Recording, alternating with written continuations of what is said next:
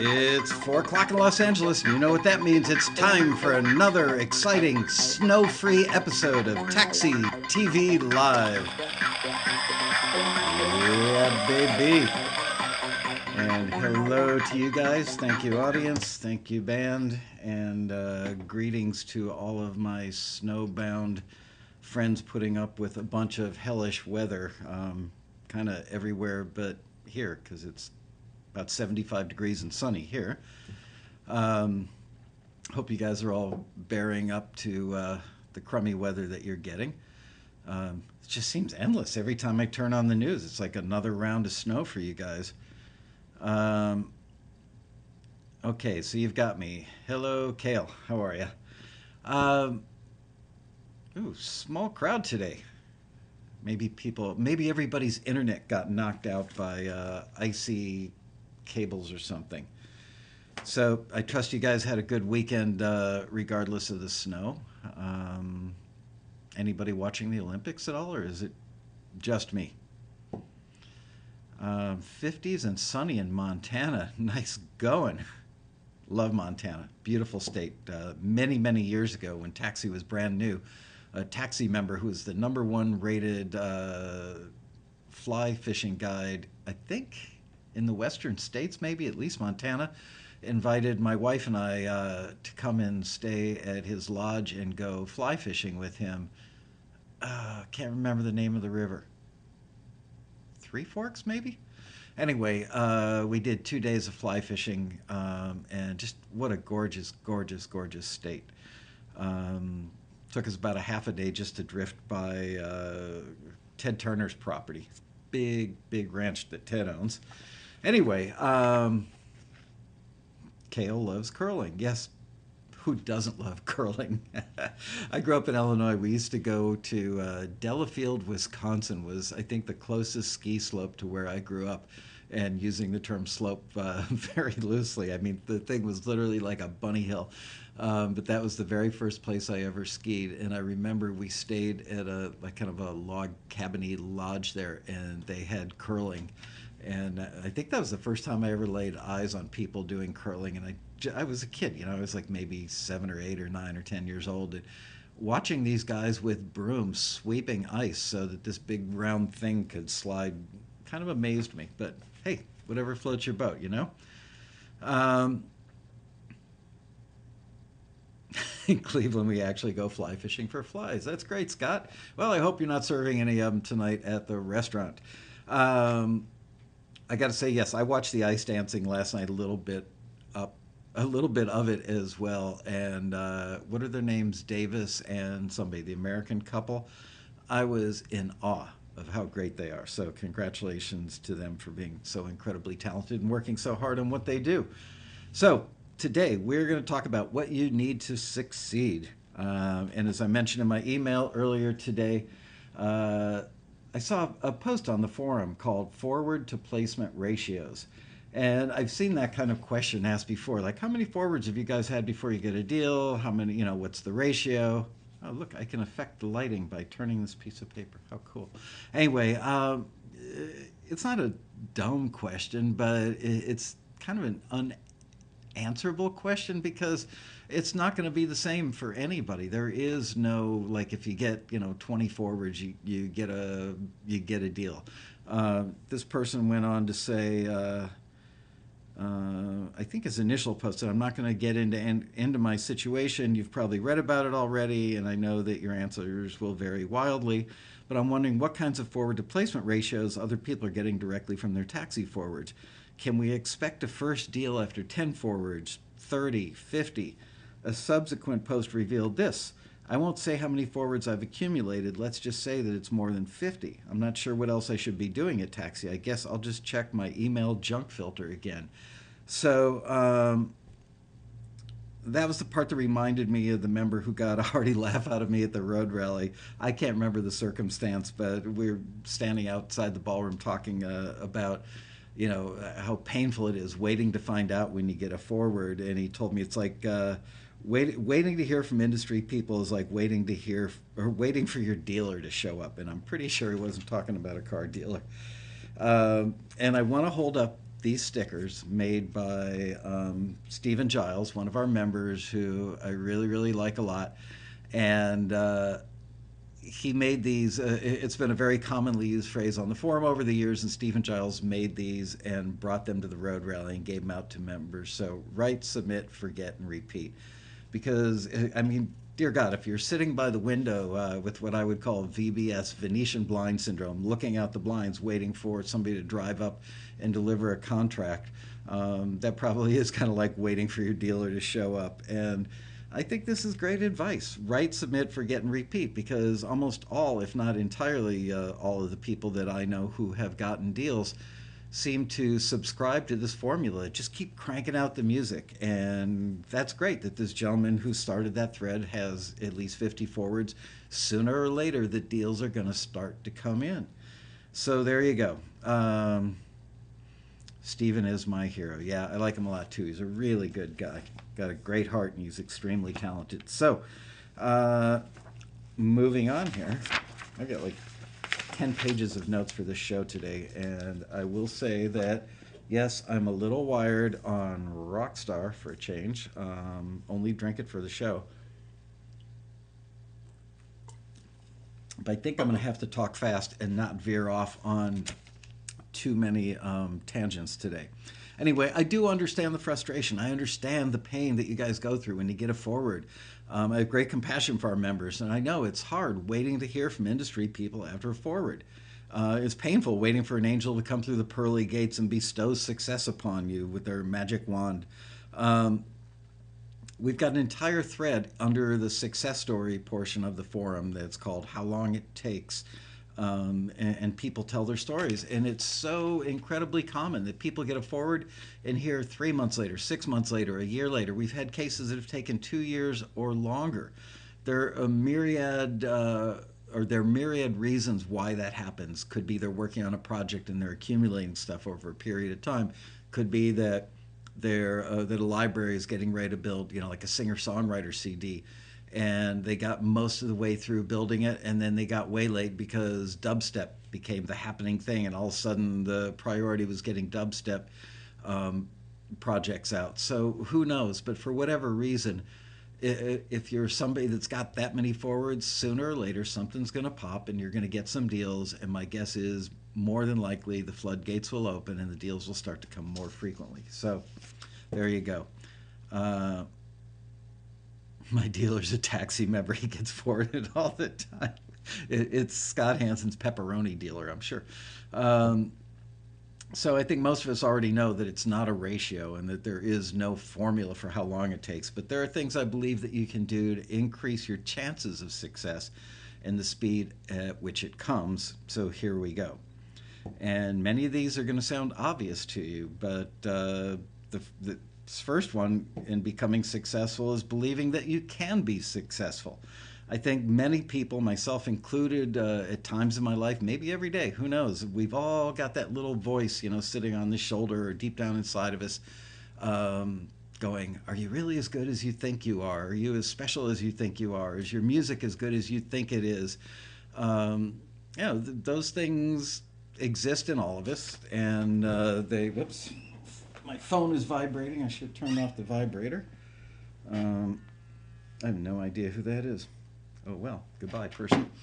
Sorry about that. So we have those little doubts, and they gnaw at us, and they rob us of our confidence. But you know what?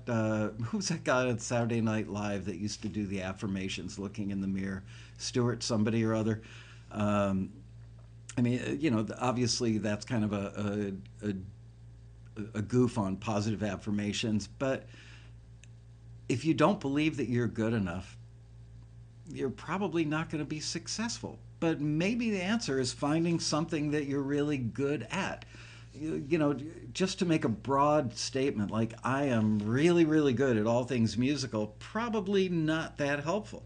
But I'm really good at this niche or this genre is probably realistic and probably would be helpful. So you got to believe that you can do something really well. Excuse me, there's that rock star burp.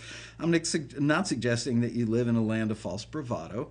But an honest belief that you can find a way to succeed in some way is critical, and you'd be wise to figure out what that level of success is for you and maybe what that niche or that genre is. So, just a few examples of members I know who have or are becoming successful would be people, I guess all these guys are successful already. And believe me, this is a very short list. I just typed these out when I was working on my show notes for today. But like James Koshin.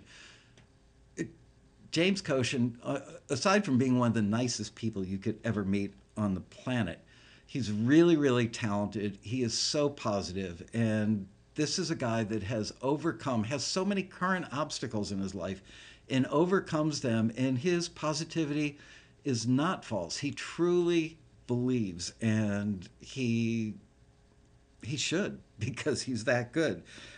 Barry French, the guy last time I checked a few months ago, he was already at 1,600 placements. I remember meeting Barry when he was pretty much brand new to Taxi, and he didn't have a lot of confidence, but what he had was a lot of will. He knew that he was going to do whatever he had to do to succeed. Keith LeBron. Keith is a guy that just, and all these guys are like super, incredibly nice guys. Keith LeBron just works it, man. The guy is just hardworking and focused and pays a lot of attention to what the industry needs and gives it to him on a silver platter. And I think I just read a post or got an email from him. His music is now on 300 different shows. Matt Hurt is the king of film and TV at Taxi, probably the first guy to have real success and has a super long, I'd say he's probably up to about 15 years now of getting placements, and they're probably countless at this point in time. Matt is so low-key, so self-effaced. He's so, if you ever see Matt wearing anything but a t-shirt, you'd be shocked. He's just like the sweetest, nicest, but smartest, most realistic, and incredibly humble guy you could know. But he knows the music side of film and TV inside and out. I would dare to say that Matt Hurt knows more about the business side of film and TV music than most of the people who are doing the business on the business side. The guy is really, really diligent about figuring it out and knowing everything you could know. And he's been wildly successful. Stephen Baird, we had him on the show. Chuck Henry had him on the show with Stephen Baird. Both of those guys are making incredibly enviable incomes. And all these people have that one thing in common, which is the I can do this attitude. There's no sense of, they're not boastful. They're not chest thumping kind of people. They're all pretty humble. They're all very humble, actually, and yet they're all successful because they believed at some point that they could figure it out and they could do it. So there you go. Pedro Costa. I see Pedro's name in there. Pedro's a guy who's becoming successful, and he believes it. Kale says, read Stephen Pressfield, The War of Art. Absolutely. Go buy that book. So anyway, there are many, many more people I could name, tons more people that I could name, but I just typed those down as I was writing out my notes. And all these guys figured out that they could be successful, but they realized they needed a plan to do so. So a great second step is creating an environment in which you can become successful. Think about that. Do you have a place that you go in your house, in your apartment?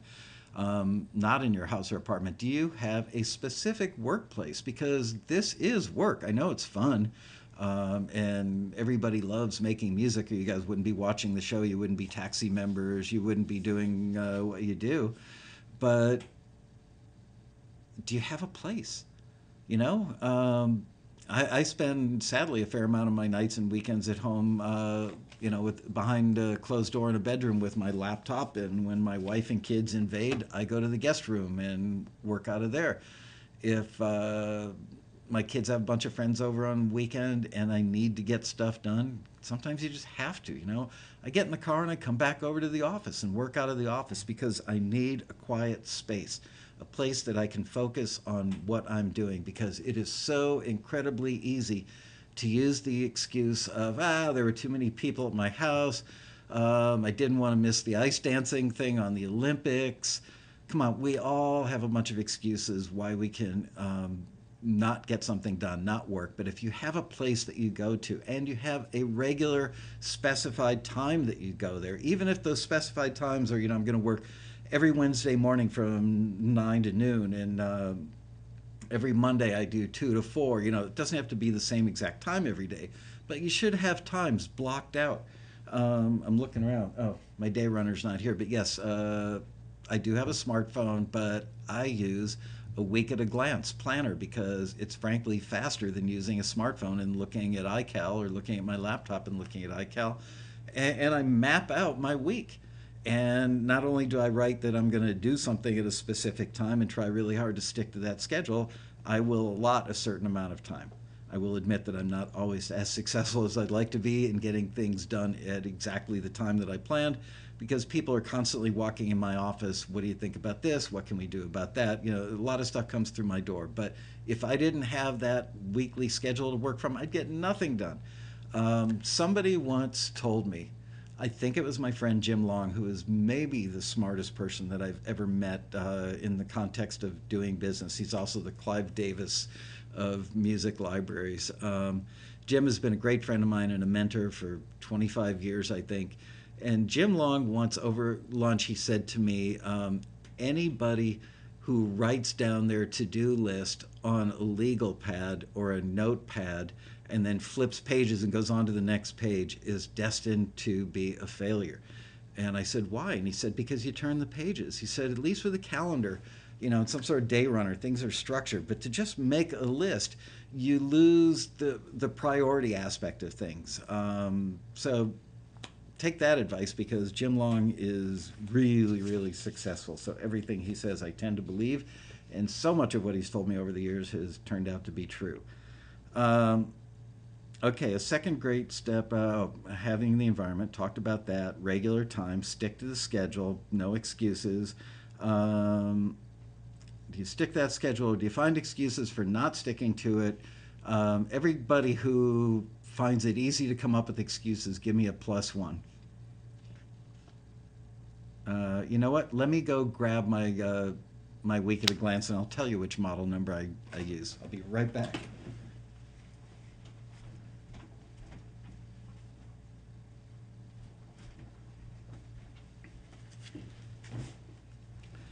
Okay, that's what it looks like. And let's see if it's got the model number in here. Yes, the reorder number is 70-950. And the pages look like that. I would hold up some filled out pages, but there'd probably be incriminating stuff in there. Okay, so I'm seeing a bunch of +1s come in. Pedro says not as often now. It's getting. Juliet says she's getting better. My dog eats bras. I don't want to know about that. Anyway, I can't tell you how much I love my Week at a Glance book, and I will tell you that I have, I think 22 or 23 of them. Every year at the end of the year, I retire last year's book, and I keep them all on a shelf, and they have been so remarkably helpful for going back to. At the end of the year, I will go back and thumb through every page to see which projects or which things that I kept pushing off to the following week or things I never got to.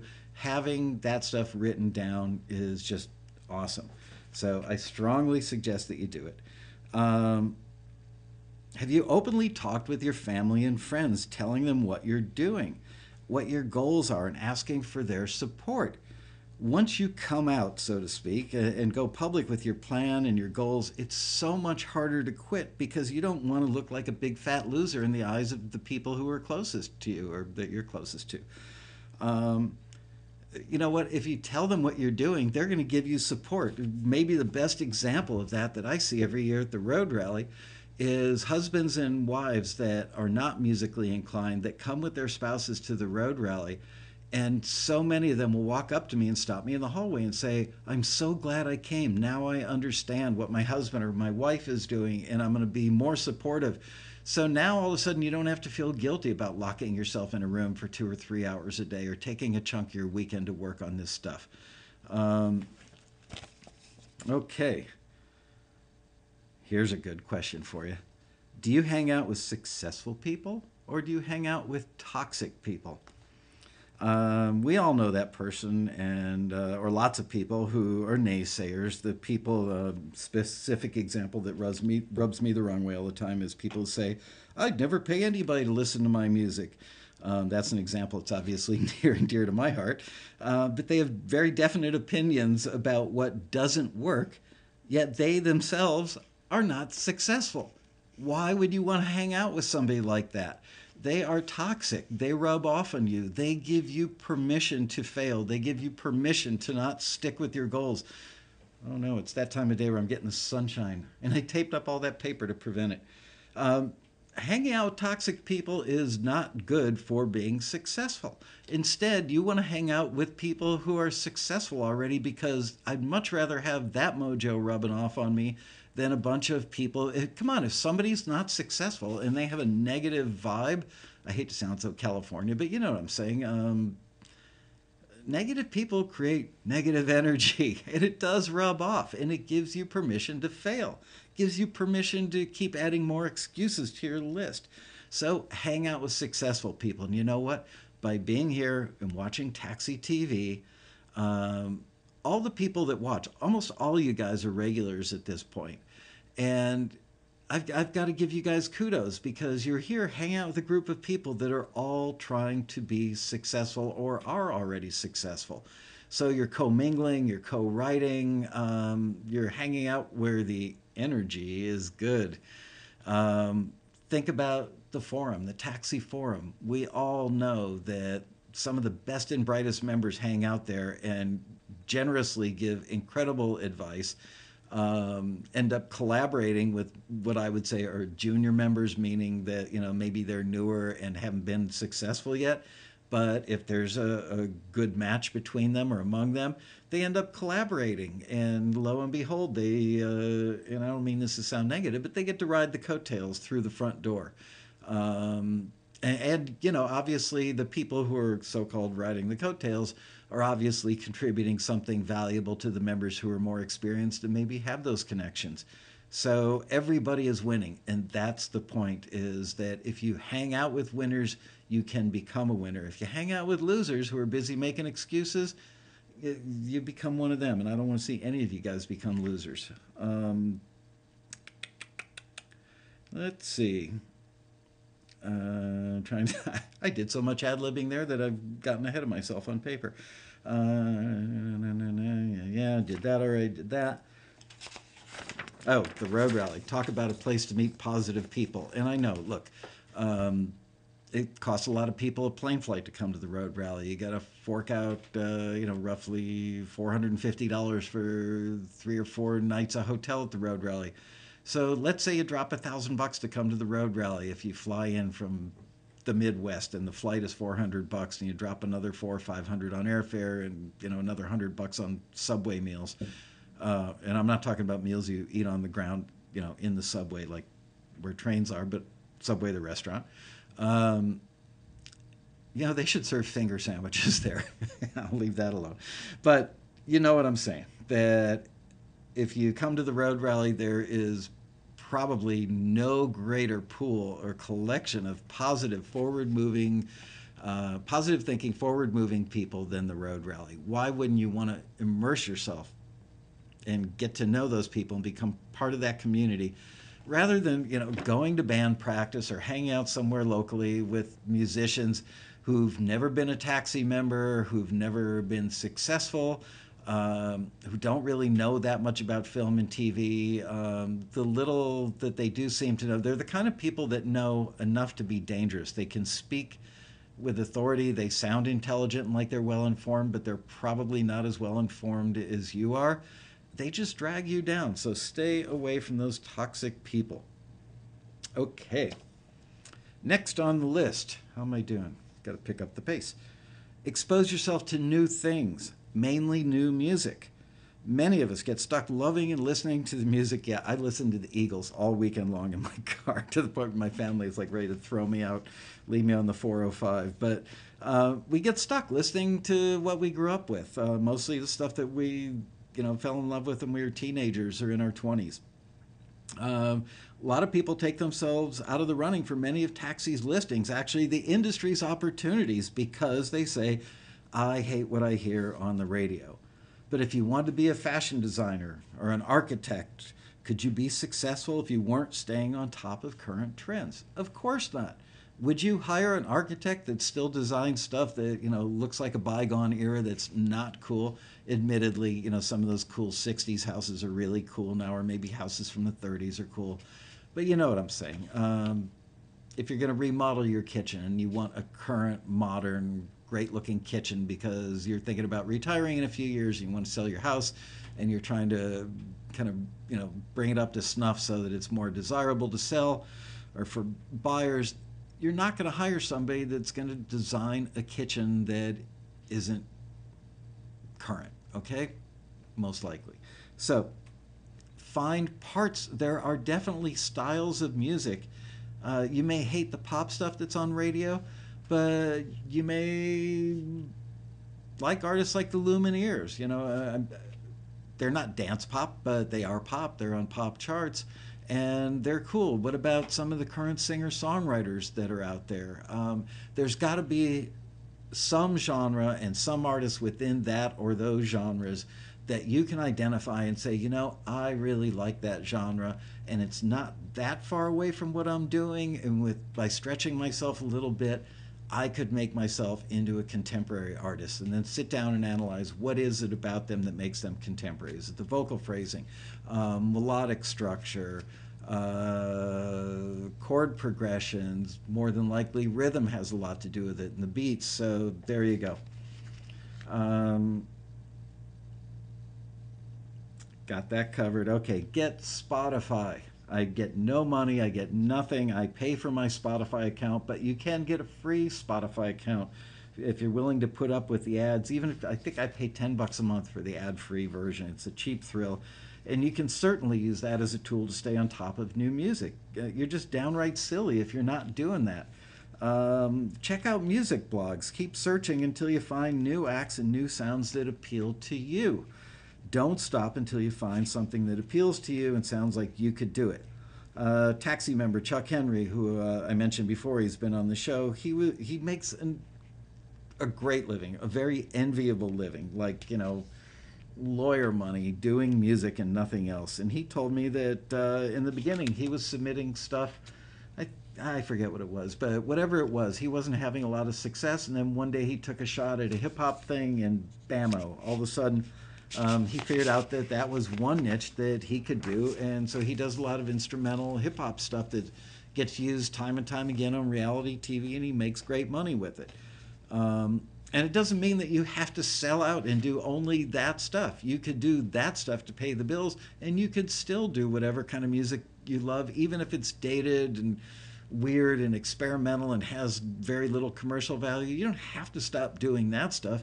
Just do the other stuff so that you can earn your living making music, and you don't have to stay in some crummy day job that you hate yourself for. Moving on. Define who or what your market is.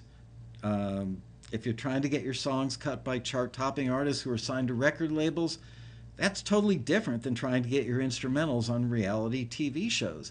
Maybe you should pick one path or the other and figure out which path is most likely for you to succeed. Getting signed as an artist is dramatically different than trying to get your songs with lyrics placed in TV shows. Yes, getting signed as an artist, you're doing songs with lyrics, but they are most likely, at least somewhat, if not fairly dramatically different than the stuff that you would do as an artist trying to get a record deal and get your stuff on radio. So who is the end user? Who are you appealing to? And then figure out how to give them or tailor your music so that it fits their need. What do they need? I made a note. Tell the story of the potential new screener being shocked as to how detailed our listings are.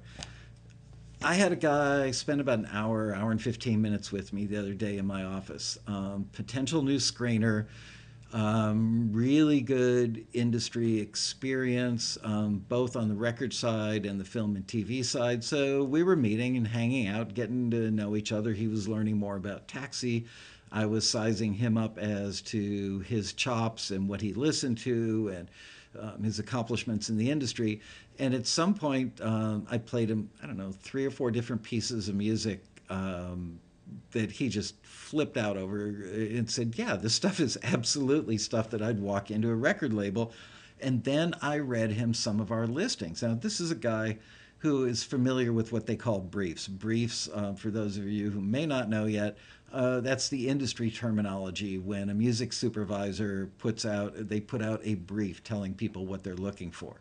And more often than not, their briefs will say, I'm looking for classic rock story songs a la John Mellencamp. That's about it. Maybe they'll tell you nothing too sad. Very little direction, usually a sentence or two. And I was reading this guy, I think I read him 2 or 3 of our listings, and he was falling out of his chair. He said, I cannot believe how detailed these things are and how much instruction you give your members as to what's needed. He said, nobody in the industry does it like that. He said, basically, it's paint by numbers. You are literally leading them down the path to success. If they just pay attention to what's in your brief, meaning our listings, how could they fail? But yet, 80% of our members submit stuff or 80% of submissions that come in are not forwarded because they don't fit what the listing asks for. So going back to end users, what do they most often use? Well, turn on a reality show. It might be painful for you, but watch an entire episode of The Kardashians and take notes. I've told you this before. I'm going to repeat it again for new viewers.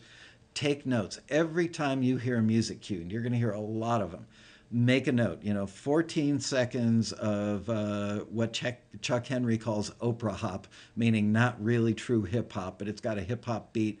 Imagine what the Kardashians would be playing when they get out of their Mercedes G-Wagon at a club and somebody's lifting the velvet rope for them. Make notes about that stuff, and now you've educated yourself. This is what they typically use on an episode of the Kardashians.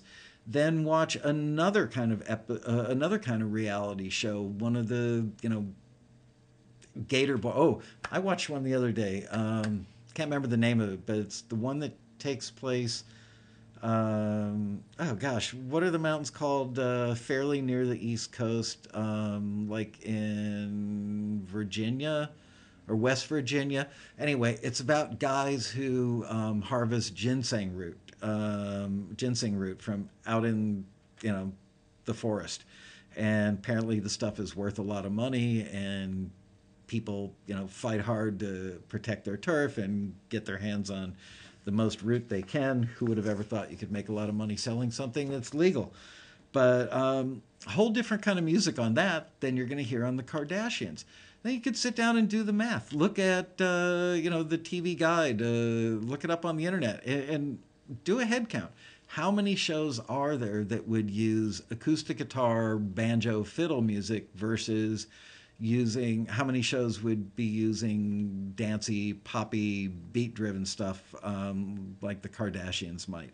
And then decide, okay, there's a genre that I can do or that I'm already doing, and there are currently 13 shows on TV that are using that kind of music, so therefore there is an obvious need, and now I've defined a need that I should go after, that I am capable of supplying the right kind of music for.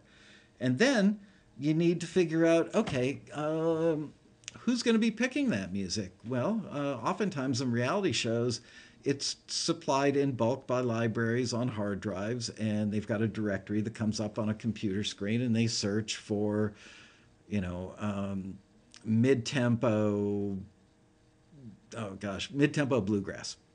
And now, how are they going to pick that bluegrass? Well, probably by title is what's going to attract them to click on something. They're probably not going to start at the top of the list. They're going to scan the list and look for a title that jumps out.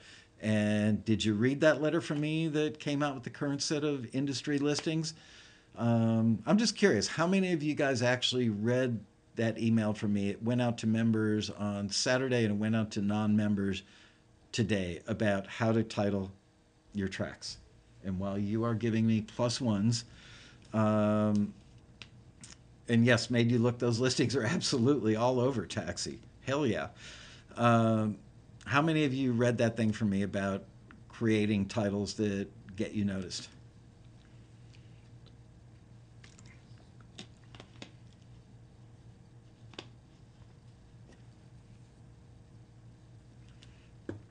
Wow. See that? It's all the smart people. Look at this. I mean, a huge number of you guys read that email, and you're watching Taxi TV. And I bet you hang out on the forum, and I bet a lot of you come to the road rally. There's James Koshin now. Hey, James, I was just singing your praises earlier. I hope you were watching the show. um, anyway, yeah, titles are unbelievably critical, especially in film and TV. But having a great title is also very valid for a number of reasons. When John Brahaney, God rest his soul, was still alive, John Brahaney used to tell me all the time that you had to have a great title that usually reflects the main line of the chorus. Back in those days, and still to some extent today, people are in their car, they hear something on the radio, and "I Love You, Betty Sue" is in the chorus. Back in the days when we walked into a record store and walked up to the pimply faced kid behind the counter and said, "I just heard a new song. I want to buy a copy of it. Who's that artist does I Love You, Betty Sue?" Because the title of the song was embedded in the chorus or vice versa. Same thing would be true for searching for music on iTunes. So it works in the record world, works in the radio world. Even more importantly, it works in the film and TV world, because if you are probably on a reality show, probably not a music supervisor, probably a video editor, and not truly a music person, maybe a music fan, but not a real live, I've been in the music industry most of my adult life kind of person. I think the example that I used was an editor looking for a romantic solo piano piece for a restaurant scene, source music in the background, guy's getting ready to propose to his soon-to-be, hopefully, fiance, and you're looking for a piece of music for that. Well, somebody on the staff the other day was showing me a bunch of titles that came in, and they were literally solo piano piece number one.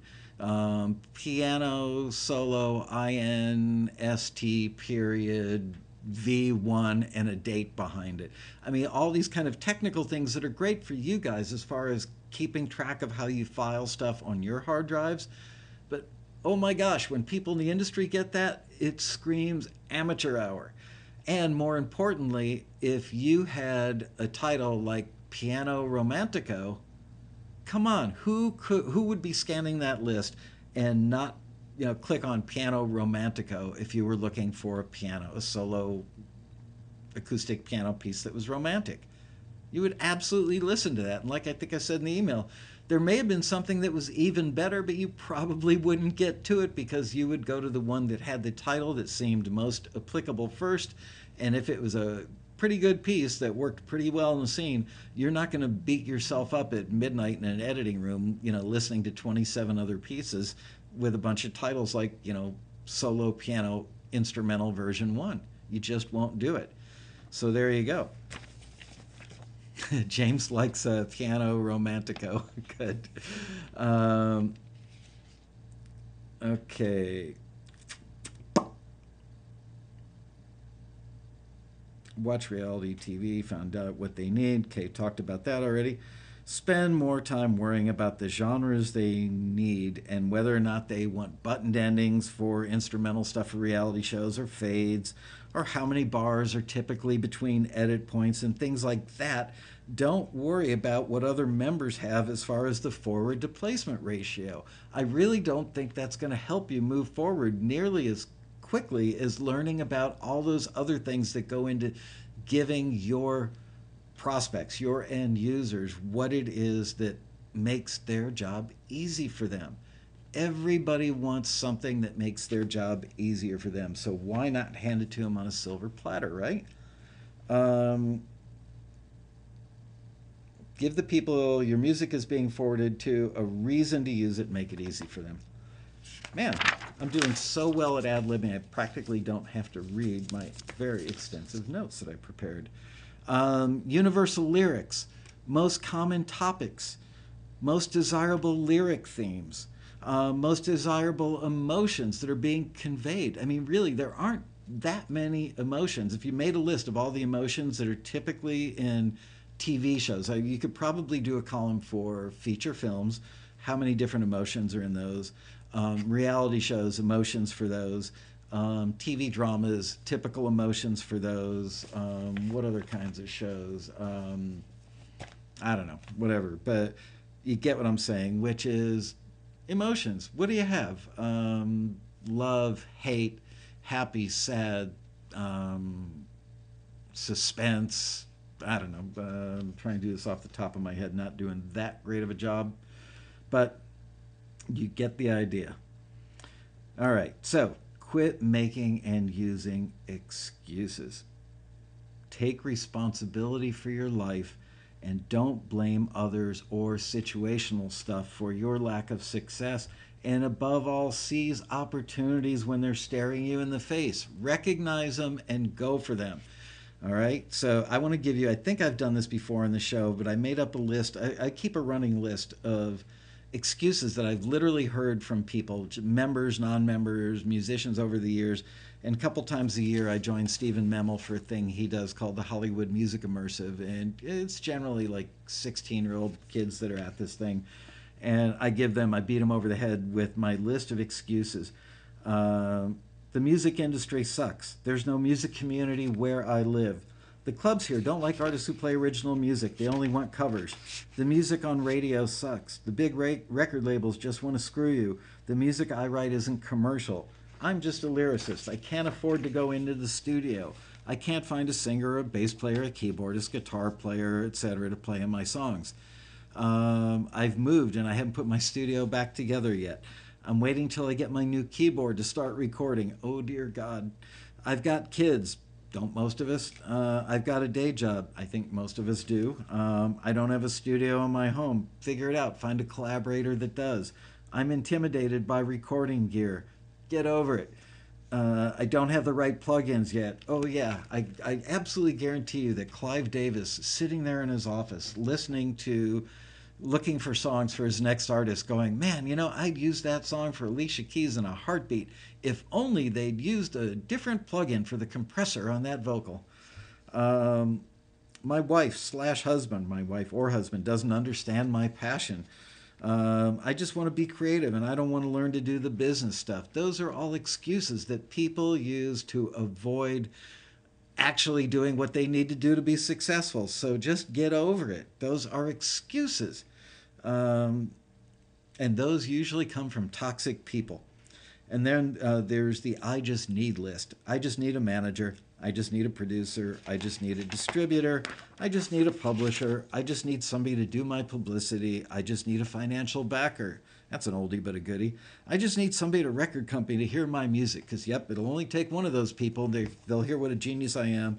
They will fly me out to New York in their private jet. They will write me a check for $1 million, and 3 months later, I will be a rock and roll star.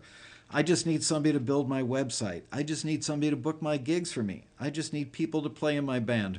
Man, that one's kind of legit. I just need some new gear. I just need to finish my CD. I just need somebody to do the artwork on my CD. I just need to remix some of my songs. I just need to get somebody to master my CD. I just need more time. I just need. No, you don't. Those are all excuses. You need to quit blaming other people and circumstances for your inability, to achieve your goals. It all falls on your shoulders. It begins and ends with you. If you are not successful, you have the power to change that. Don't let those excuses get between you and success because most of them can be eradicated. And don't let a few of them that can't be eradicated, just go around them, okay? They're those orange cones, they're traffic cones, they're speed bumps. They may be even barricades or brick walls, but you can always go over them, through them, or around them. Success comes to people who want it so badly that it hurts. And those are the people who find a way to succeed because failure is not an option for them. Actually, I want to talk about failure. Um, it's not a matter of when they'll succeed. It's a matter. It's just a matter of when they'll succeed, not if they'll succeed. And James Koshin's in the house tonight. There is a guy. He is absolutely. He's like the poster child for that. Take risks and know that to fail is okay. So what if you fail? So what? How many times did Thomas Edison fail at making? I want to see who knows the answer to this. How many times did Thomas Edison fail making a light bulb that worked? First person that gets the answer, I will have Aaron send you a sticker.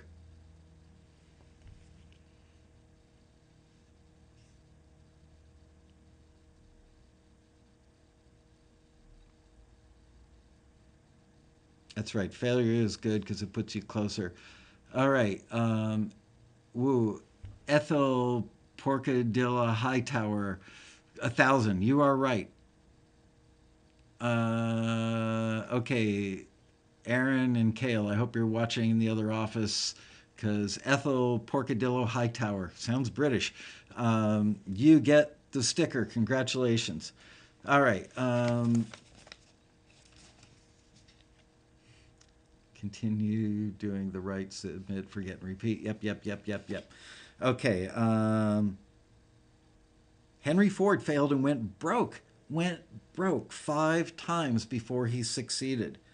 I'm sure I've mentioned this on the stage at the Road Rally, probably mentioned it on this show, but my father once told me if you treat something like a hobby, it will pay you like a hobby. So why is it that musicians think that they can do music as a hobby, yet reap the rewards that professionals, people who earn their living making music, why do they deserve to get the same amount of money for doing less work? If you're going to treat it like a hobby, fair enough. Maybe that's all the time you really truly can squeeze out is to do, 4 hours or 8 hours or 10 hours a week. That's okay. Be honest with yourself and then have a reasonable expectation from the amount of work that you can put into it. There's nothing embarrassing about, getting $878 worth of income from a few placements over a period of a year versus somebody else making $87,000 with placements. If they're doing, if that's become their entire life and they're working full time at it and making 87K and you're only doing part time making $872, so be it. But at least you're doing it. You're doing something you love and getting paid to do it. Okay. Obstacles are learning curves, not definited full stop. I think definite full stop. Okay. Vince Lombardi. This is for you, James. James is from Green Bay, Wisconsin. By the way, I want you to know Hannah wore the cheese necklace home the other night and went out to some, like teen gathering, and she wore the cheese necklace to whatever gathering it was. So just wanted you to know that thing is still around and very popular at the Lasco household. But Vince Lombardi, who is probably the most revered football coach of all time, and he was the Packers coach, right? Yeah, absolutely he was. Considered to be the greatest football coach who ever lived, said, "It's not whether you get knocked down, it's whether you get back up." So fail. It's okay to fail. Big deal. It's one thing if you fail and you end up homeless from it, but if you fail by making a submission that doesn't get a forward, or if you make 100 submissions that don't get forwarded, or if you're like the gentleman who started the thread on our forum, he's had 50 forwards. He's probably looking at that as a failure because he hasn't had a deal offer yet. I don't agree. But people fail because they simply give up too soon. And if I'd given up on Taxi, it wouldn't be here today. I think I've told you it was unbelievably painful to start this company. It took ridiculous amounts of work, and it took me a year and a half before we saw any money come through the door. It took me 7 years to get back to the income level I was at before I started the company, but I never, ever gave up because for me, total failure was not an option. Little failures along the way happens all the time. Send out a promo piece, a mailer that we sent out in the U.S. mail, and it didn't return any income on the investment. I might have spent 10,000 bucks on a mailer that generated $4,000 in revenue, and I waved goodbye to 6,000 bucks. That stuff happens all the time, but those are just speed bumps. Um, there's a sales guru. Wow, I think I'm done. There's a sales guru. I've read, I think, two or three of his books over the years, named Jeffrey Gitomer, Gitomer, and he says there's a big difference between knowing what to do and doing it. And that really is the bottom line, is that most people don't do it. They come up with a million reasons why they can't do it, why they haven't been able to do it yet. They just don't do it. Okay, so Mary Band, yes, just go to the website. You can sign up and get back on the email list. I can't believe you're not on it. How do you find out about this show? Unless you just have an alert on your phone or something. Um, Luger says, I could more easily die trying than look in the mirror and see a failure. There you go. Uh, I never got listings either. Wow. Just go to the taxi website. Right on the homepage, there's a place where you can sign up to get the listings. Um, all right. Wow. I actually got through that in 49 minutes. So ask me some questions. I am here for you guys. Ask away.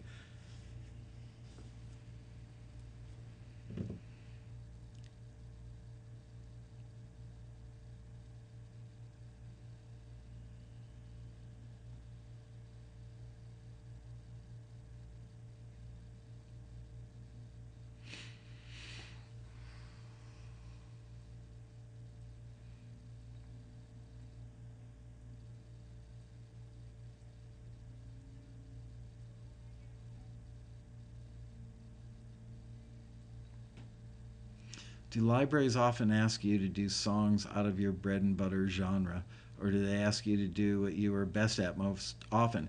They ask you to do what they need, but they get to know you over time and they know what your strengths are. They'll tell you when you're doing something that's not working. They'll say, nah, not so much. So if you, let's say you submit hip hop, that you've got a working relationship with the library that you probably met through Taxi, and now you're on their preferred, musician list, and you get emails from them when they have requests. And if two or three times you send in hip hop and it doesn't fly with them, I would move on maybe. Either that or work harder at creating great hip hop, but move on. So go back and look at the stuff that they most readily accept from you, and that is a pretty sure sign that you're doing well in that genre. Crank out more of that music.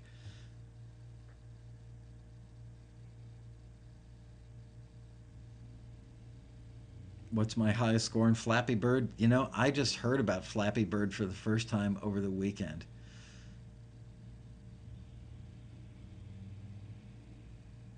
What's my vision for Taxi for the next 5 years? Um, I don't know if it's for Taxi so much as it is for. No, it's for the members. It's not for Taxi. But my vision for you guys is we've dramatically improved the quality of the companies that we're running listings for over the last year. We've dramatically improved the way the listings are written and the amount of information that we give you in the listings. Um, I think I've mentioned this on the show before. I'm not going to mention any names, but there are a bunch of companies out there that pretend to be doing what Taxi does. And it breaks my heart that they give the independent A&R community as a whole a bad name. So I hope I'm not Don Quixote tilting at windmills. I prefer to be the white knight championing the cause of legitimate listings from legitimate companies and working hard to supply you guys with more and more great opportunities so that when you get deals and get placements, that they are the best that you can get out there. We're going through a time where there is a lot of music being made because the technology has gotten so good that a lot more people can make music. So uh, sadly, I hear a lot of not very good music, mostly on reality shows. And I think by us making helping our members make better music and raising the bar for the quality of what you guys do. We're elevating the whole industry, and ultimately that's what the consumers get, is better music on the shows. I would hope that it has at least a visceral effect on the people who watch the shows. As far as giving specifics about things that we've got planned under the roof, I won't do it on the show just because our competitors copy everything we do and they just make me sick. So, not going to talk about that kind of stuff. The taxi listing font is very small for me. Are you talking about on paper or are you talking about on the website? Um, the ones we print on paper, we make them small because we've got to get a lot of words on a little bit of paper. Um,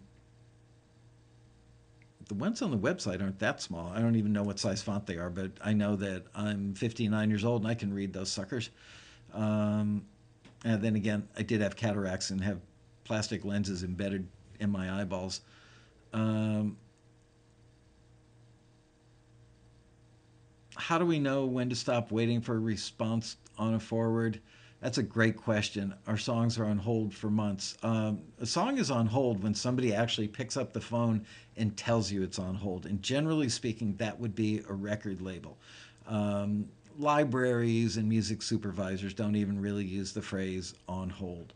A hold in Nashville, for instance, means that Tim McGraw's working on a new record and you got your song to Tim or his manager or his producer or his A&R person, and it's one of their listening meetings where they were going through a bunch of stuff. They said, we like this one a lot. Why don't you reach out to the writer and put it on hold? That means take the song off the market for some period of time because there's some chance that we could include your song on the record. Used to be back in the day, maybe 10, 15 years ago, that a hold had a higher probability of making it to a record than it does today. I think they tend to put more stuff on hold. Um, but I do believe that certainly, look, if they pick up the phone or shoot you an email saying your song's good enough that we're considering it, you've done something awfully right. And that's a real feather in your cap. Um, are there any schools or colleges that receive a discount on the taxi sign up fee? Specifically asking about Berkeley. You know what? We have done group discounts. Sometimes we'll get like a whole class of students in a songwriting class or something, and we do a thing where if they get 10 people to join on one day because it gets a little sloppy, we'll generally say, okay, call this person on our staff on this day and give them a couple of weeks lead time so they can get prepped for it, and we will give them a group discount because we do want students to join. Um, do I see a trend coming for easing out of sync placement fees and only back end writers' payments? It is happening, sadly, more and more often. And that is because there's a lot of music out there. And budgets are squeezed, and music is always the bastard stepchild. It's like the last line item on any budget for any production, sadly. And, look, there's always a musician out there who is hungrier and probably newer than you are. And how many of you can honestly say, and I don't even know if I could say this myself, if somebody called me up and said, trying to think, there's a new Brad Pitt movie coming out. Brad Pitt, Bruce Willis, and a host of other stars. Um, Jennifer Lawrence, all these big stars in a movie, and we want to put your song in the movie, but we've already blown through our entire music budget. We're actually way over budget, and we've got to trim some fat. We'd love to put your song in our movie.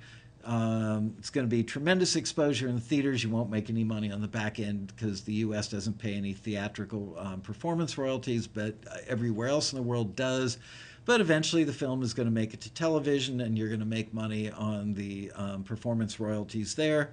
So would you consider us licensing that song to us for very little or no money? I think a lot of people are going to say yes to that. And it's kind of like heroin. Once they get a taste of that, they go, that gives me more money to license that really expensive Rolling Stones song that I want. So sadly, I believe that sync fees are dropping. And I know that sync fees are dropping. And that's why we work so hard on getting more high quality listings in the door for you guys. Um,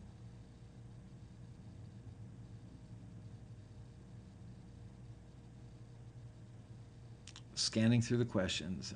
Oh, do you guys or anyone else use metadata in our songs? Hell yeah, is the answer.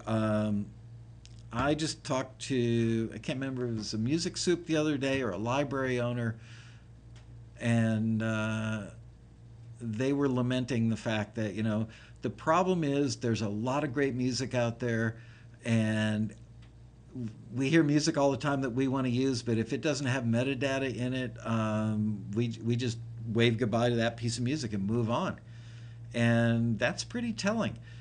Look, it is the music business. You got to be good at music and business. And I mean, just a simple thing: have your contact information and the writer splits in the info section. Go into iTunes, click on info, and put down, the artist name, the contact information, meaning an email address and your cell phone number. And if you get a call from 818-310-213, any of the Southern California area codes, and you don't know who the number is, dear God, don't ignore that phone call, because it could be somebody calling you and they're on the mix stage and they need to do a song replacement and your song is next up to bat. And if they don't get you right then and there, you're toast.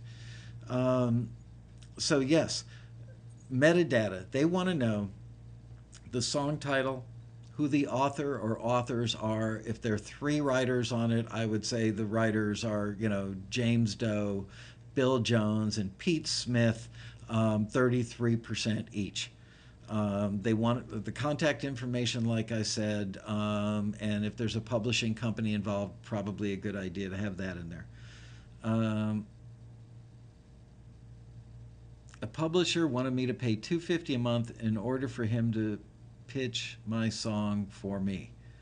Are you sure it's a publisher and not a song plugger? Do you supply metadata for songs we submit through Taxi? When we send stuff out to music supervisors, yes. We send, most stuff is currently going out in use send it files unless otherwise requested or specified by the listing party. And yes, we spend a ridiculous amount of time putting information in there that you guys should be putting in there. We spend a lot of money on that. I mean, tens of thousands of dollars a year. And I want to smack you guys upside the head and say, come on. But I realize for a lot of our members, you are relatively new to the game. You're just learning this stuff, but you're learning it now. So go into the info section of your iTunes when you've got a song up, and in the info section, you'll see it just got fields to fill in, and then check it. After you fill in the fields, it won't say what's your phone number, who are the writers, but you'll be able to figure it out. And then afterwards, look in your iTunes directory or your list, your playlist, and you will see if the phone number and the email address and the writer's names and the song title are in there. That's what they need to know. They need to know that you own that song, that you control that song, that it's got 3 writers with an equal split on it, and how they can get a hold of you. That's enough. The one thing that, in my experience and the experience of many other people that I know in the industry, is when when we ask songwriters or composers to put the genres in that they believe the song is, that they will frequently list every genre they possibly can, hoping that when a music supervisor imports it into their iTunes and they search rock, it's going to show up under rock. When they search hip hop, it's going to show up under hip hop. When they search country, it's going to show up under country. All they have to see is one example of a song that's got like 5 genres all over the board put in there, and they immediately and forever will discount you as a bonehead amateur, and they will not pay attention to your music. I'm telling you.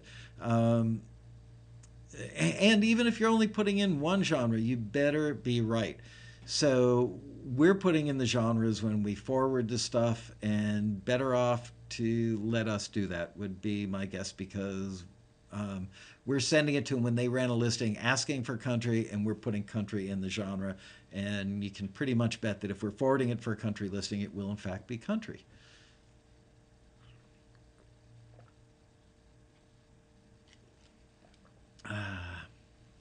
James Koshin says just hit Alt and G. I missed the first part of that, but I'm guessing you're telling them how to put in the info. So thank you for that. For your average, Ann House says, for your average reality show placement, does musician usually have to do more work on the song, i.e. send alternate edits, or do they basically use the track that taxi forwards? I think it can go both ways. I think that more often than not for reality shows, they're not going to need like a ton of splits. I can't imagine that it's highly probable that they are frequently going to need like a vocal version, an instrumental version. Yes, those two they're going to need. Are they going to need a version that's just drums, just guitars, just vocals stripped out? All those things, probably not that many stemmed out versions, but I think that it's expected and a good practice. And plus, when we forward them something they like, then they're going to reach out to you directly. And that's a good chance for you to say, are you looking for anything else at this time? They're going to want, if it's a song, they're going to want an instrumental version.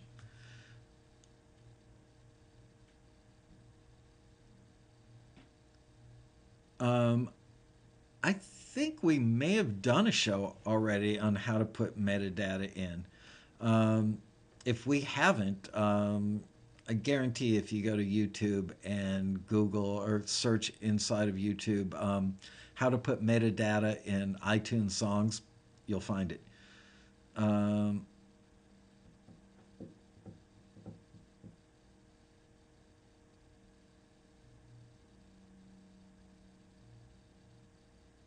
Helen says she also includes in her metadata one-stop pre-cleared if she owns all the rights.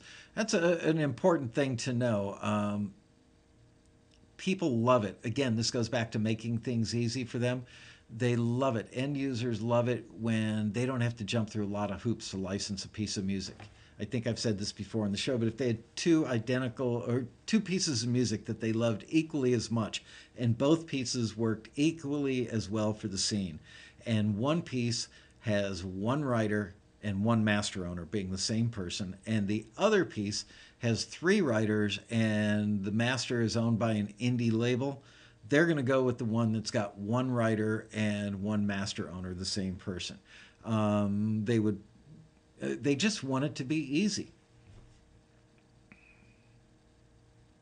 What does it mean in country listings? Demo quality must be competitive with songs that are being pitched on Music Row. In a perfect world, you would demo your stuff at one of the demo shops in Nashville. At least a really good, solid recording. Now, some songs honestly are good enough, and there are people in Nashville that will listen to nothing more than a guitar vocal. The song would have to be incredibly well written with what I would call Music Row pro writer craft and a really good recording. Here, I'm gonna play you guys something. I've played it before on the show. This is one of my all-time favorite demos, and this is with a sampled keyboard, a sampled piano, which sounds okay, and I think just a vocal. And this is a song called Here Comes Goodbye. It was written by Clint Lagerberg and Curtis Sly. Excuse me, they got it cut by, oh shoot, I can never remember the band's name. Anyway, somebody will know the band's name. I hear it in the grocery store all the time. I actually love this demo way better than I love the version that came out on the record. And this is the quality of a piano vocal or guitar vocal, if I were going to submit. Am I talking fast enough today? Must be time for more. I can hear the truck tires coming up the gravel road, and it's not like her to drive that slow. Nothing's on the radio. Footsteps on the front porch. I hear my doorbell. She usually comes right in. Now I can't tell. Here comes goodbye. Here comes the last time. Here comes the start of every sleepless night. The first of every tear I'm gonna cry.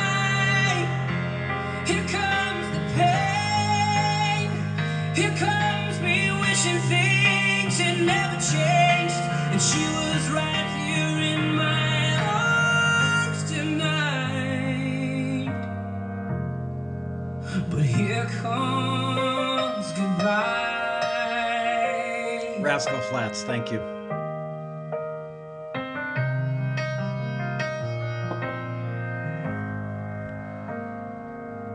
I can hear her say I love you like it was yesterday, and I can see it written on her face that she had never felt this way. One day I thought I'd see her with her daddy by her side and violins would play.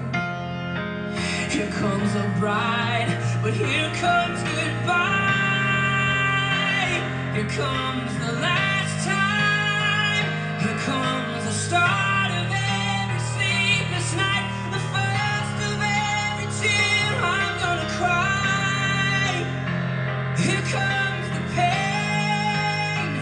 Here comes me wishing things had never changed, and she was right here in my arms tonight. Here comes goodbye. Why did it have to go from good to gone before the lights turn on and you're left alone, all alone? Here comes goodbye. Here comes the last time. Here comes the start of every sleepless night, the first of every tear I'm gonna cry. Here comes the pain. Here comes me wishing things had never changed, and she was right here in my arms tonight. Here comes goodbye. Ooh.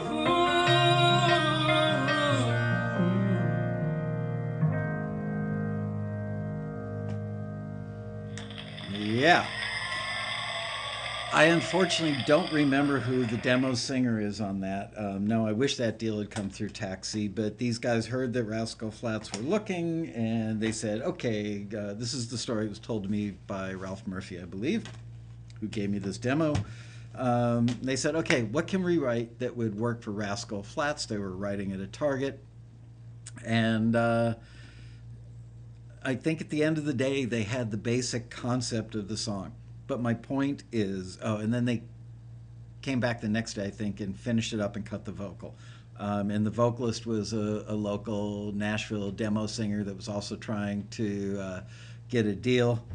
And it all came together very quickly, and they sent it over to Rascal Flatts' producer, A&R person, and I think right away they found out that the song was going to get cut.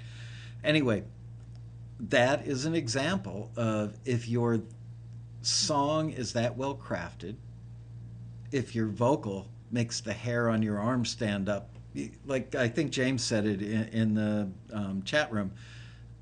Look, this guy could sing the phone book and probably make the hair in your arm stand up. But if you've got a B+ song and an A+ vocal, it's still a B+ song. But if you've got an A+ song with an A+ vocal, you don't need the full band. But again, make it easy for them. If you can get, I'm trying to think if I've got, let me see if I've got anything that's a legit Nashville demo floating around here.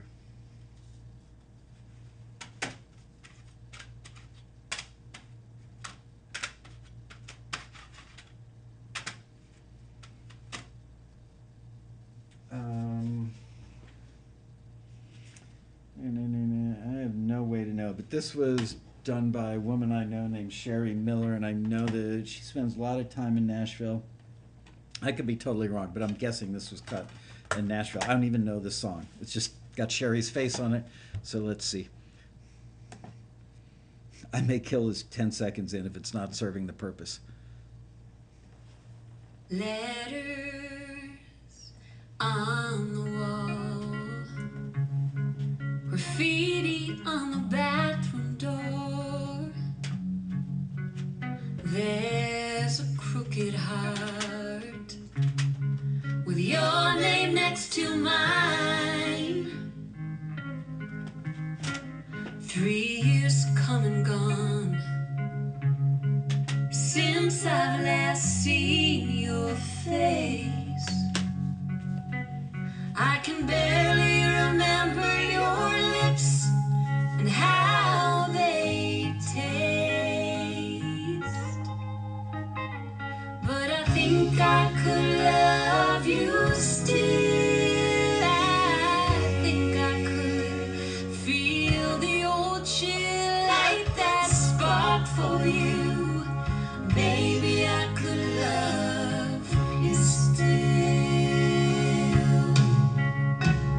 Blue ink on my hands.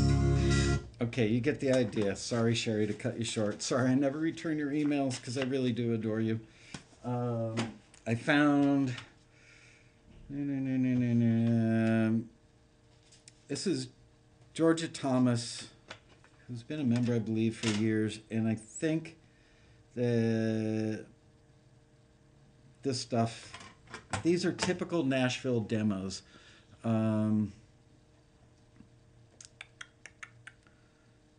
Playing them for educational purposes.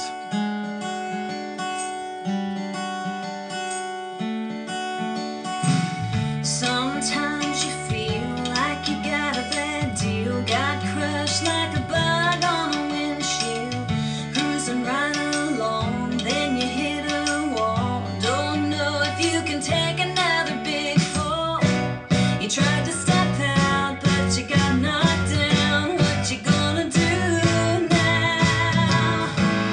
It's kinda tough when you can't get up and you got your sights set right on the sky, jumping around trying to get. Trying another one. Nice alternate version.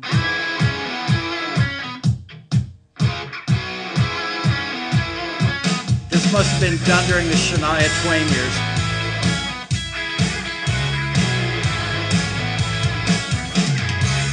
Gray skies reflecting in your eyes. He's not worth a single tear you're crying.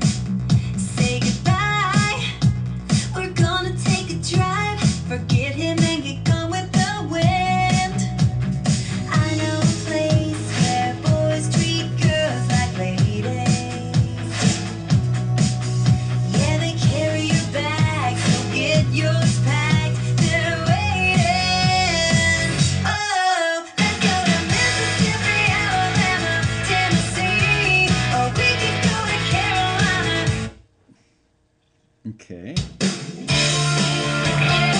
Let's find something new. This is kind of a classic Nashville demo.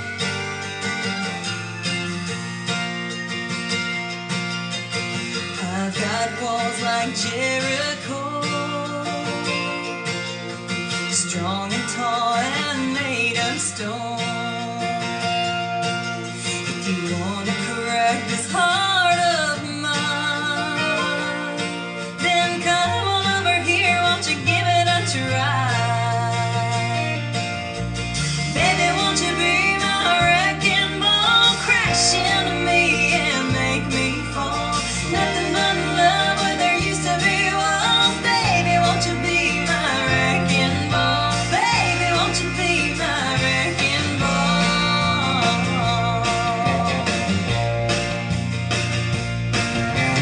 No one's seen the other side.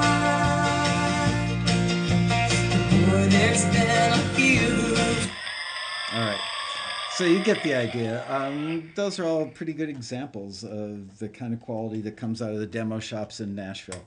I think, just not for nothing, but the song is called Wrecking Ball, presumably, although I don't have the proper titles. I've got somebody else's CD cover with the CD in it. And just as luck would have it, Miley Cyrus has a song called Wrecking Ball. So it would make it harder to pitch this song, Wrecking Ball, right now in the country market because enough people know about Miley Cyrus doing her Wrecking Ball. So you never know. So let's say this song was put on hold by, I don't know, the band Perry for their next album. And then lo and behold, the Miley Cyrus version of Wrecking Ball, not the same song, comes out.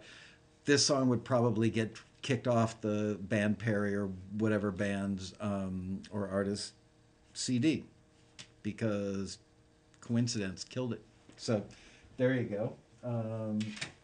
So I hope that stuff was helpful to kind of demonstrate where the Nashville demo quality bar is at. But again, go back to if you've got a killer song and a good solid piano recording, a good solid guitar recording, and a vocal that just makes the hair on your arm stand up, in many cases that could sell. That's what it comes down to is this demo something that's going to make them go, holy crap, I gotta have this song? Or are they going to have to work at it? Make it easy for them. If it's something that, well, I have to try and imagine this, or can't you hear it being done like that? Probably not going to work. All right, one or two more questions, and I am out of here because I got to start a staff meeting in 15 minutes, and I need to do a little prep work for that.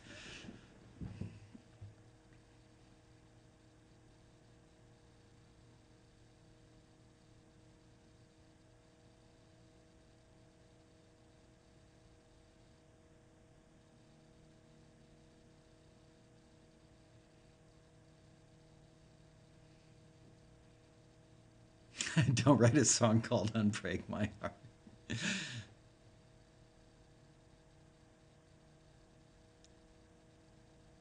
Yeah, Google your hook, that's a great idea, James. But also, if it was a song that was done 28 years ago, you can probably do some variation on the title now.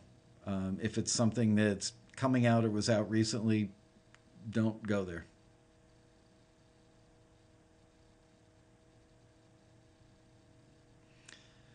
The songs have to be radio ready. Well, as far as the songwriting goes, they need to be radio ready, but the demo doesn't have to be radio ready. There are some A&R people, some producers, some artists that basically want you to hand them a finished production that they could then sing, although they'll usually end up recutting the song. We have two Taxi members that got Adam Watson, Andy Dodd, both incredibly wonderful guys, and they had a song submitted by Taxi to Jesse McCartney. And Jesse McCartney liked the vibe of the song but didn't love that particular song. They asked if they could reach out directly to the writers. They did. And they got the demos, which were finished productions of Beautiful Soul and one other song. And in the end, Jesse McCartney just sang a lead vocal over both songs, and they ended up on the record with the original demo productions. If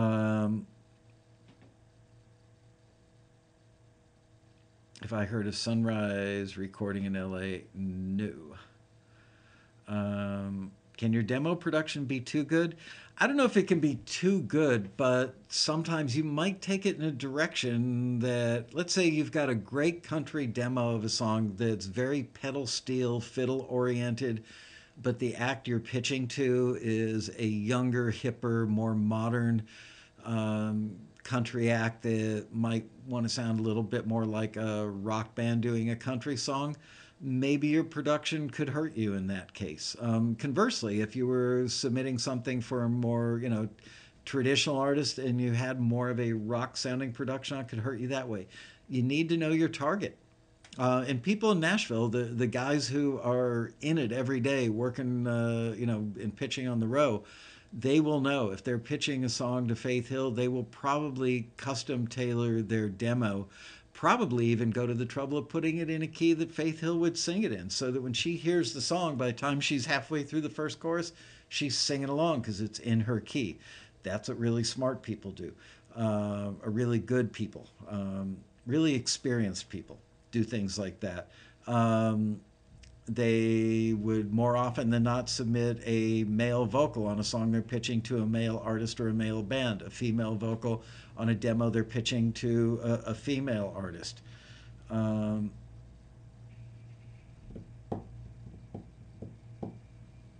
see.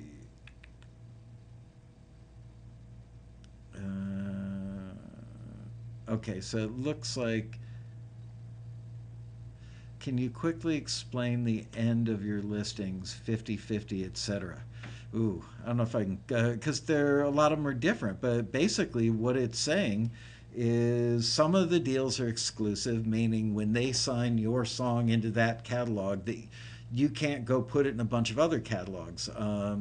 Several years ago, maybe as far back as 8 or 10 years ago, people discovered that you could do non-exclusive deals where you could take the same song, "I Love You, Mary," and put it in Production Music Library Catalog A. Then you could take the same master recording, the same exact song written by the same person or persons, and retitle the song and call it "Mary Loves Me" and put it in Catalog B. And then take the same master recording and the same writers, the same song, and put it in Catalog C as "Mary and I Love Each Other." And what happened was everybody rushed to get as many of the same things in as many of these non exclusive catalogs as they possibly could. And music supervisors started deciding they didn't like getting the same thing from multiple sources, because then you're asking for legal problems. Which one of the versions did I use?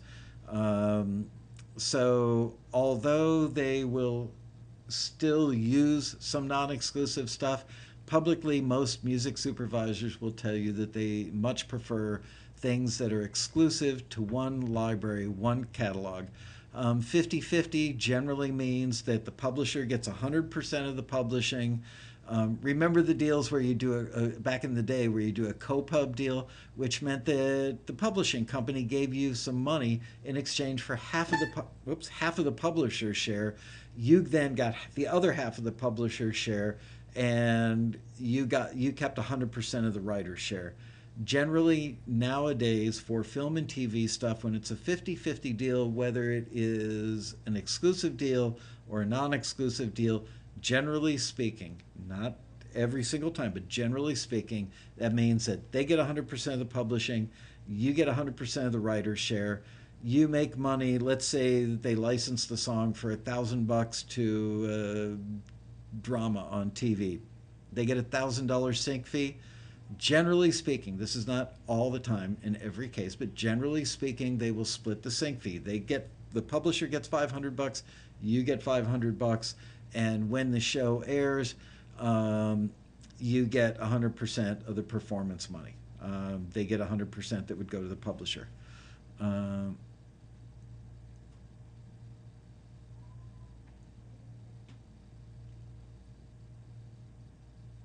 If my music is picked up, do I join BMI, etc.?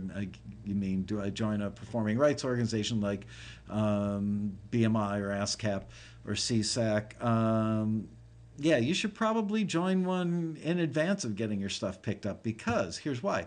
Let's say that Taxi forwards one of your pieces, whether it's instrumental or with vocals, a week from now for a TV show, and they want to do it.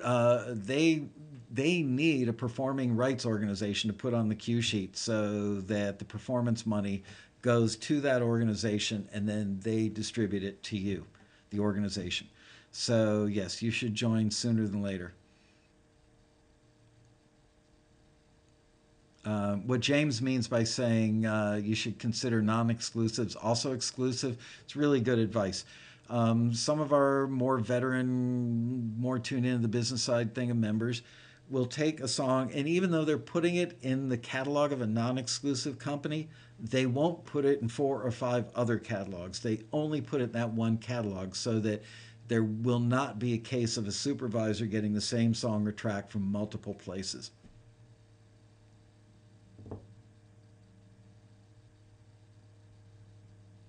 Thank you for all the plugs, James. Much appreciated. Hope things went well for you in Nashville last week. Please shoot me an email and let me know how things went on, I think it was Wednesday or Thursday night last week. A library won't accept your track if you're not a PRL member. That's true. Can they retitle it and use it only with your permission? Yes. And that would generally only be a non-exclusive library.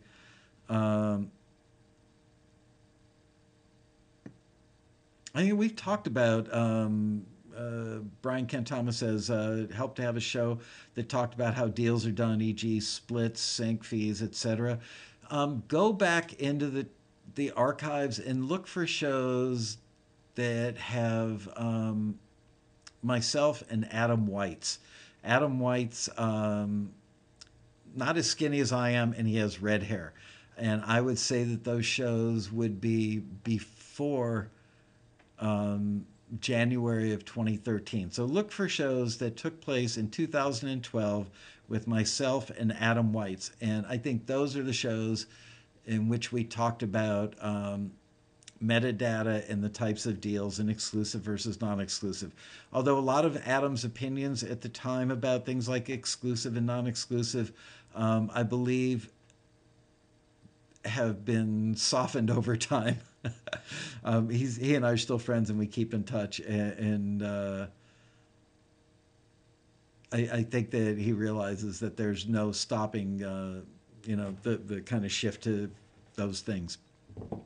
Okay. Anyway, I'm out of here. I got to go prep for the staff meeting. Thank you so much for showing up and for paying attention. And I will see you next week on another exciting episode of Taxi TV Live. Bye, you guys. Thanks for tuning in.